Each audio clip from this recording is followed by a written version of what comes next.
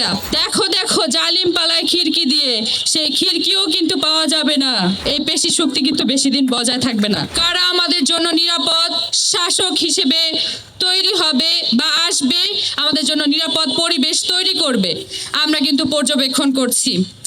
আমরা কনসার্ন জানিয়েছি, আমরা তাদেরকে সতর্ক করেছি বারবার, তারপরও তারা সতর্ক হয়নি। আমরা এটাও বলেছি যে আপনারা একটা বিষয় বারবার জানানো হয়েছে যে আপনারা সংশোধন করে নিন, আপনারা ক্ষমা চান এবং এটা সুষ্ঠু একটা মানে পদক্ষেপ নিন। তারা কিন্তু কিছুই করেনি এখনো পর্যন্ত এবং এটা ক্রমাগতভাবে বেড়েছে।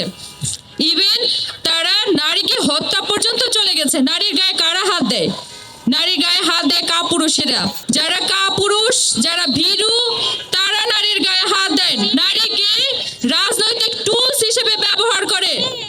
যারা নিজেদের রাজনৈতিক অবস্থা এত দেউলিয়াত হয়ে গিয়েছে যে শেষ পর্যন্ত নারীদেরকে ব্যবহার করতে হচ্ছে, তারা নারীদেরকে ব্যবহার করে, নারীদেরকে অস্ত্র হিসেবে ব্যবহার করে, তাদের উপর আক্রমণাত্মক সহিংস আচরণ পোষণ করে, তারপর তারা সেটাকে রাজনৈতিক পেশি শক্তি বলয় এটা বজায় রাখছে।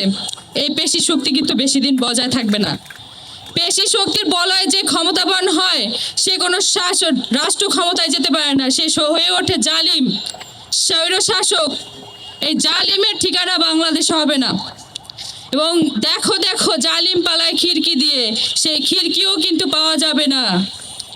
পরবর্তীতে যে দল, যে রাজনৈতিক দল তারা জালিম হয়ে ওঠার ইচ্ছা পোষণ করবে, যারা লালন করবে যে আমরা জালিম হয়ে উঠব, তাদের আমরা সতর্ক করে দিচ্ছি যে বাংলার দ্বিতীয় কোনো জালিম তারা কিন্তু পালানোর জায়গা পাবে না।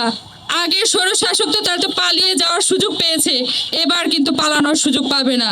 নারীর নিরাপত্তা রাজনৈতিক কোনো ইস্যু নয়, নারীর অধিকার, এটা মৌলিক অধিকার। এই মৌলিক অধিকারকে যদি নিশ্চিত না করতে পারে তাহলে কিন্তু আমরা শঙ্কা এবং উদ্বেগ প্রকাশ করছি। আমরা তাদেরকে সতর্ক করে দিচ্ছি এখনো যে আপনারা নিজ দলকে এখনই সংশোধন করে নিন, গুছিয়ে নিন, আপনারা রাজনৈতিকভাবে প্রজ্ঞা হন। নারীদেরকে নিরাপত্তা যদি সুনিশ্চিত না করা যায় তাহলে এই দেশের উন্নয়ন কোনো অর্থবহ হবে না। আমি প্রশাসনের দৃষ্টি আকর্ষণ করছি, নির্বাচন কমিশন থেকে শুরু করে তার সার্বিক বিষয়, নির্বাচনের সার্বিক পরিস্থিতি সুষ্ঠু পরিবেশ রাখার জন্য তারা প্রয়োজনীয় পদক্ষেপ নেবে এবং নারীদের জন্য নিরাপদ পরিবেশ বজায় রাখবে।